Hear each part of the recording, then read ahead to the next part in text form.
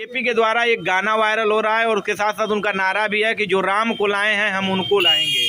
तो इसका क्या मतलब है? मैं योगी जी से और माननीय प्रधानमंत्री जी से ये पूछना चाहता हूँ तो किस राम की बात कर रहे हैं? आसाराम बापू की बात कर रहे हैं या जो है कि नाथूराम गोडसे की बात कर रहे हैं? पहले ये उसका जवाब दें, उसके बाद फिर बात करें कि हम राम को लाए हैं। जैसे उनका तो मुद्दा अयोध्या से जुड़ा था, तो क्या ये अयोध्या से जुड़ा मामला नहीं लग रहा है? राम मंदिर उनका नहीं है, वो बनवाया है। राम मंदिर तो सुप्रीम कोर्ट ने बनवाया है। सुप्रीम कोर्ट का फैसला आने के बाद जो है मंदिर बना है, लेकिन वो कहते हैं कि हम राम को लाए हैं। वही मैं पूछना चाहता हूँ, किस राम को लाए हैं? नाथूराम गोडसे को लाए हैं कि जो है कि आसाराम बापू को लाएंगे? किस राम की बात कर रहे हैं? लेकिन एक चीज है, सुप्रीम कोर्ट पहले भी था, कोर्ट पहले भी थे, वकील पहले भी थे, तो फैसला क्यों बीजेपी की सरकार में ही आई है?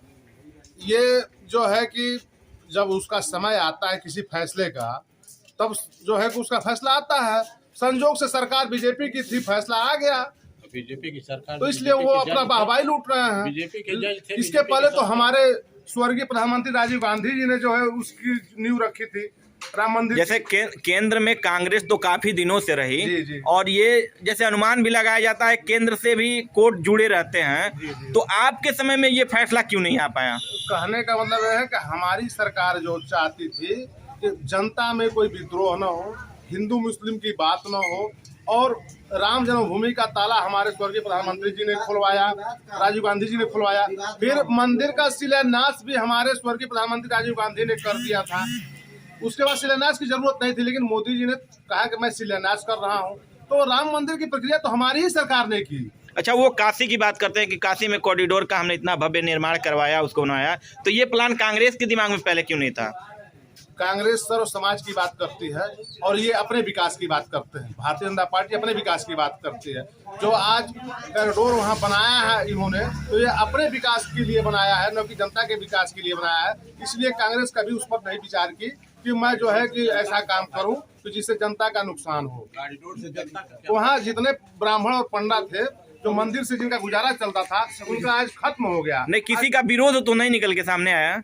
जैसे ऑन कैमरा किसी का अंदर से विरोध भले हो, लेकिन ऑन कैमरा तो किसी का विरोध काशी से निकल के नहीं आया कि उन्होंने कहा हो कि हमारा घर गया, हमारा दुकान गया, हमारा मकान गया। ठीक है, विरोध नहीं गया, लेकिन उनके दिल से पूछा जाए जाके। अभी तो कोई मीडिया के बड़े भाई, चाहे कोई राजनेता वहाँ जाके कोई पूछा नहीं। अब कितना दर्द है उनके अंदर, अब तो वो बयान करेंगे ना, ये तो उनसे पूछने पर पता चलेगा। अच्छा, राम मंदिर और काशी कांग्रेस को क्यों नहीं नजर आई? क्योंकि कांग्रेस ने 70 साल मतलब केंद्र में रही है, तो राम मंदिर तो उनके समय में कोर्ट ने फैसला क्यों नहीं दिया? काशी कॉरिडोर उनके समय में, केदारनाथ का लोकार्पण ये कांग्रेस के समय में क्यों नहीं आया? ऐसा है कि कोर्ट न्यायालय जो है स्वतंत्र होता है, वो किसी के अधीन नहीं होता जी, और न्यायालय अपने प्रक्रिया के अनुसार ही कोई फैसला करेगा। कांग्रेस के जमाने में भी राम मंदिर मुद्दा था, चल रहा था, लेकिन कांग्रेस का कहना यही था कि हम मंदिर उसी समय बनवाएंगे जब कोर्ट का जो ऐसा निर्णय आएगा उसके अनुरूप। या संजोग ठीक है, संजोग रहा कि कांग्रेस के समय में सुप्रीम कोर्ट का निर्णय नहीं आया और आया है इनके समय में। ऐसा तो नहीं है कि वोट के डर से कांग्रेस ने उस पर कोई अपना विचार नहीं रखा कि हमारा वोट बैंक जो है खत्म हो जाएगा? ये कहना गलत है जी। कांग्रेस सर्व समाज की बात करती है, कांग्रेस जो है सर्व समाज की बात करती है, और जो है भारतीय जनता पार्टी हिंदू मुस्लिम की बात करती है, ये लड़ाने की बात करती है, और कांग्रेस पार्टी हर धर्म को जोड़ने की बात करती है। जैसे हम अगर केंद्र में फिर पहुंच जाए, अभी तो चुनाव यूपी का, लेकिन केंद्र में पहुंचे तो कहा जाता था कश्मीर से अगर धारा से 300 किसी ने छूने का भी कहा तो वहाँ खून की नदियां बह जाएंगी। और हमें जहाँ तक जानकारी चाहता हूँ और माननीय प्रधानमंत्री जी से पूछना चाहता हूँ, उन्होंने धारा 370 तो खत्म किया कश्मीर से।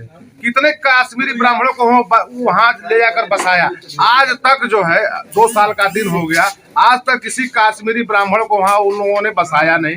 कोई भी कश्मीरी ब्राह्मण वहाँ जाके बस गया हो तो मैं मानता हूँ कि 370 का लाभ इस देश को मिला है।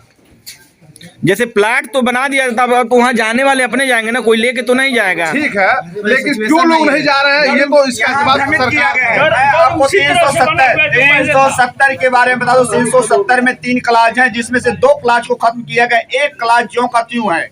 370 जो आप कह रहे हैं कि लोग जाके बच जाएं, जैसे ही ये 370 आपका निकल के आया, सामने आया पब्लिक में, हर आदमी जाके वहां प्लाट खरीदने की बात फेसबुक और सोशल मीडिया प्लेटफॉर्म पे रखता था। लेकिन उसके बाद मैं आज जानना चाहता हूं आपके माध्यम से, आपके चैनल के माध्यम से मुझे बताएं कितने लोगों ने प्लाट लिया, किसी ने प्लाट नहीं लिया। कारण बता रहा हूं आपको कि वहां पे 370 का जो एक क्लास है, जो का जो पड़ा हुआ है, उसमें है कि आप जाके प्लाट नहीं ले सकते हैं। वही व्यक्ति प्लाट ले सकता है जो अपना रजिस्ट्रेशन करवाएगा, बिजनेस पर्पज से रजिस्ट्रेशन करवाएगा, उसको वहां प्लाट निर्धारित होगा। ना कि आप चाहें वहां के बासिंदा बनना, तो आप वहां के बासिंदा नहीं बन सकते हैं। अच्छा, काशी में कॉरिडोर का निर्माण हो गया, क्या ये विकास में नहीं जोड़ा जाएगा? देखिए, ये राजनीतिक हथकंडे हैं, इसको आस्था से जोड़ा जा रहा है। नदियां चलती हैं, नदियों के दो किनारे हैं, जैसे आपस में मिलता नहीं है। मंदिर मस्जिद करके ये आस्था में हमारे आघात किया जा रहा है। एक नवयुवक को आज क्या मंदिर मस्जिद चाहिए कि उसे रोजगार चाहिए? जी बोलते नौजवानों को मंदिर और मस्जिद में भटकाया जा रहा है, उनको दिशा भ्रम किया जा रहा है। क्या तब मंदिर और मस्जिद में बीजेपी वोट पा पाएगी, अपना वोट परसेंटेज बढ़ा पाएगी? जी बिल्कुल नहीं, बिल्कुल नहीं। आज के नौयुवक जो है पढ़े लिखे हैं, अपनी भलाई और अपना भविष्य देख रहे हैं। उन्हें मंदिर मस्जिद अपनी, जैसा हमने पहले कहा, हम उसको भी नमन करते हैं। और उससे भी बड़ी क्या कहा गया है, भूखे पेट न होवे गोपाला। अभी गाड़ी चल रही है, गाड़ी को क्या अगरबत्ती दिखा के हम चला लेंगे? गाड़ी तभी चलेगी जब उसमें पेट्रोल पड़ेगा, और पेट्रोल के लिए पैसा जब हमको सरकार रोजगार देगी तब हमारे पास आएगा। जैसे भूखे पेट कहाँ है? सरकार ने तो फ्री योजना, अन्य योजना, तमाम राशन तेल, पता नहीं क्या क्या दिया था।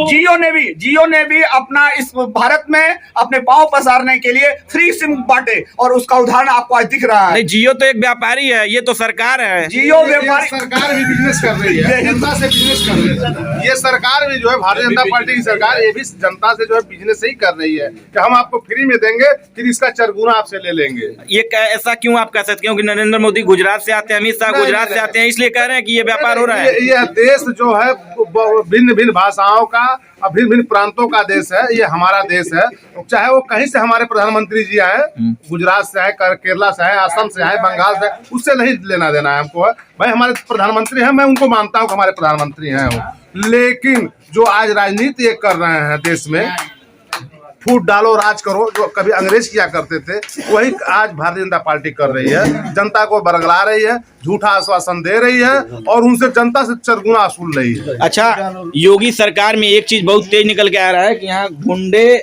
और मवाली जो है प्रदेश छोड़ के भाग चुके हैं, तो ये सही है कि गलत है? आप अपने नजर में हाँ, एक चीज है जोगी जी के राज में कि यहाँ से गुंडे मवाली तो प्रदेश छोड़कर नहीं भागे हैं। एक चीज है कि जैसे ठाकुर जो गुंडे हैं उनको पाले हुए हैं, और बिरादरी के जो गुंडे हैं उनको ऊपर कार्रवाई कर रहे हैं। वो हमारे पास रिकॉर्ड है, कम से कम 70-80 ऐसे ठाकुर लोग जो हैं जिनके पास 100 मुकदमे हैं। कोई गैंग रेप में है, कोई गैंगस्टर में है, कोई क्रिमिनल एक्ट में है, लेकिन उनके ऊपर कोई कार्रवाई नहीं हुई है। जोगी जी हमको बता दें प्रदेश में कहीं ऐसे किसी ठाकुर पर कार्रवाई किए हो जो बड़ा जो है गुंडा है, माफिया है, डान है, तो बताएं जोगी जी। जैसे आपके कहने का मतलब है कि जोगी जी की पुलिस और जोगी जी का बुलडोजर केवल जाति देख के चल रही है? बस जात देख के चल रही है। ये सच्चाई है। ये सच्चाई है, ये कांग्रेस इसको कह रही है, सच्चाई है ये। अच्छा, एक चीज और हम आपसे जानना चाहेंगे। जैसे योगी जी का एक बहुत बड़ा मुद्दा था यूपी सरकार में, उन्होंने कहा कि बिना जाति पात देखे हम सबको एक समान, सबका साथ सबका विश्वास का नारा देते हुए सबको अनाज बिजली पानी दे रहे हैं। तो क्या कांग्रेस की नजर में वो सही दिख रहा है कि उसमें भी जात पात हुई है? देखिए, ये तो भाई कोई भी सरकार आएगी तो करेगी। जो आज जोगी जी कर रहे हैं तो कोई भी सरकार देती क्यों नहीं देती? ठीक है, लेकिन वो जाति पात हुआ है कि सबको एक समान दिया गया है? ये फ्री राशन तो कांग्रेस की देन है। ये जो है कि इसमें जात पात नहीं चल रही है, इसमें जात पात उनका नहीं चल रहा है। अच्छा, ये मतलब समान मिल रहा है, सबको एक बराबर मिल रहा है, इसमें कोई दो राय नहीं। कांग्रेस की नीतियों को आगे बढ़ाया जा रहा है। और क्या हो रहा है? बिजली नहीं था इससे पहले क्या चीज नहीं था, सब चीज था इससे पहले, उसको विस्तार दिया गया। कोई भी सरकार आएगी तो विस्तार करेगी। जैसे उत्तर प्रदेश में बिजली पर, सुनिए मेरी बात सुन लीजिए, पहले सुन लीजिए, सुन लीजिए, पहले मेरी बात भी सुन लीजिए। इससे पहले उत्तर प्रदेश में बिजली आती थी तो इंतजार करना पड़ता था कि शनिवार को आएगी या रविवार को आएगी या मंगलवार को आएगी, जैसे लोग कह रहे हैं। मेरी बात सुन लीजिए। लेकिन इस समय बिजली जो है बताया जा रहा है कि 18 से 16 घंटे मिल रहे हैं, तो क्या ये सही है कि गलत है? पिछली सरकारों ने जो किया जनता ने उसको सबक सिखा दिया। जी। ठीक ना, जी। जनता को सड़क, रोजगार, बिजली, पानी, शिक्षा, रोजगार चाहिए। ठीक ना, जो भी झूठे वादे करेगा, जो भी झूठा नारा लगाएगा, जनता उसको सबक सिखा देगी। चाहे कांग्रेस को देख लीजिए, चाहे जैसे एक सवाल मैं आपसे भी यही पूछना चाहूंगा कि बीजेपी ये करे कि जब से बीजेपी की सरकार उत्तर प्रदेश में आई है, गुंडे माफिया जो है प्रदेश छोड़ के या तो भाग चुके हैं, नहीं तो जेल के अंदर है, इसमें कितनी सच्चाई है? इसमें थोड़ी भी सच्चाई नहीं है। वो उसी लोगों को अंदर डाला गया है जो राजनीति से प्रेरित थे और जिनसे इनको अपने कार्यों में नुकसान होने का डर था, उनको अंदर किया है। बाकी इनके गुंडे इसी तरह बराबर रोड पर पड़े। आप कल का देखिए, कल ओवैसी के गाड़ी पर गोली दागी गई है। आप कैसे मान लिया जाए इसको कि गुंडे जो है सब जेल के अंदर? अगर जेल के अंदर होते तो दिन दहाड़े कोई गोली मारता है एक लोकतंत्र में एक पार्टी के अध्यक्ष को? चलिए, वो तो जो हुआ उसमें तो शायद गिरफ्तारी भी हुई है, लेकिन एक चीज और, हम उत्तर प्रदेश की अगर बात करें तो यहाँ एक सवाल और निकल के आ रहा है कि योगी सरकार कह रहे हैं कि हमने पहले से ज्यादा गांव में बिजली दिया है, पहले से ज्यादा हमने आवास दिया है, तो इस पे कितनी सच्चाई है? नहीं, आवास इन्होंने तो नहीं दिया। मैं खुद एक प्रधान हूँ जी, और लगभग 8-9 महीना कार्यकाल हो गया, अब तक एक आवास मेरे गाँव में मिला है। 91 गाँव पूरे गोरीदार ब्लॉक में है, जिसमें 52 आवासीय अभी तक आया है। मैं समझता हूँ जहाँ आप खड़े हैं उस गांव में शायद ही एक आवास आया हो जब से नई प्रधानी हुआ तब से। अच्छा, एक चीज और बता दीजिए कि आपका मुख्यमंत्री कौन होगा? कांग्रेस का मुख्यमंत्री का चेहरा कौन सा है? कांग्रेस के मुख्यमंत्री का चेहरा पार्टी तय करेगी। जब हमारा बहुमत में सरकार बनेगी तो पार्टी जिसे तय करेगी हम लोग से। यानी अभी आपको डाउट है कि हमारी बहुमत में सरकार नहीं बन रही है? नहीं बनेगी, तभी तो करे। जब बनेगी तो जिनको लोगों ने जैसे पार्टी के शीर्ष नेता, भाजपा ने कहा कि हम योगी के नाम पे चुनाव लड़ेंगे, सपा ने कहा कि हम अखिलेश के नाम पे चुनाव लड़ेंगे, बसपा कह रहे कि हम मायावती के चेहरे पे चुनाव लड़ेंगे, तो हर बार कांग्रेस में ये क्यों हो जाता है कि मुख्यमंत्री का चेहरा आगे नहीं आता है? इसलिए कि ये पूर्ण लोकतांत्रिक यही पार्टी है भारत में। जी, बाकी पार्टियां जो है, जैसे आपने अखिलेश यादव का नाम लिया, अखिलेश यादव के बाद कौन नेता है? आपने मायावती का नाम लिया, मायावती के बाद कौन ऐसा नेता है? तो इन सबों की बात छोड़िए, हमारे पार्टी में बहुत लोग नेता हैं और जो शीर्ष नेतृत्व तय करेगा उस सब लोगों को स्वीकार होगा। योगी जी ने कहा कि 10 तारीख के बाद हम गर्मी ठंडा कर देंगे, तो योगी जी का ये बात मौसम को देखते हुए था, चुनाव को देखते हुए था, या ये किसी विशेष व्यक्ति को ये टारगेट कर रहे हैं, विशेष पार्टी को टारगेट कर रहे हैं? योगी जी की मंशा क्या था? जैसे मैं कांग्रेस से पूछना चाहता हूँ। वो तो योगी जी जानेंगे क्या वो 10 तारीख को कैसे ठंडा कर देंगे। वो ठंडा हो जाएंगे, मैं जानता हूँ कि 10 तारीख के बाद वो ठंडा हो जाएंगे। अच्छा, मतलब जब हमारी सरकार बनेगी और योगी जी समाप्त हो जाएंगे उसी दिन वो ठंडा हो जाएंगे 10 तारीख के बाद। भेज दिया गया इसीलिए। अच्छा, आपके क्षेत्र में जहाँ से आप बिलोंग करते, कितना विकास हुआ है? गड्ढे मुक्त सड़क हुई है कि नहीं हुई? नहीं, हमारे यहाँ सारे सड़कें अभी गड्ढा है। अभी मैं आ रहा हूँ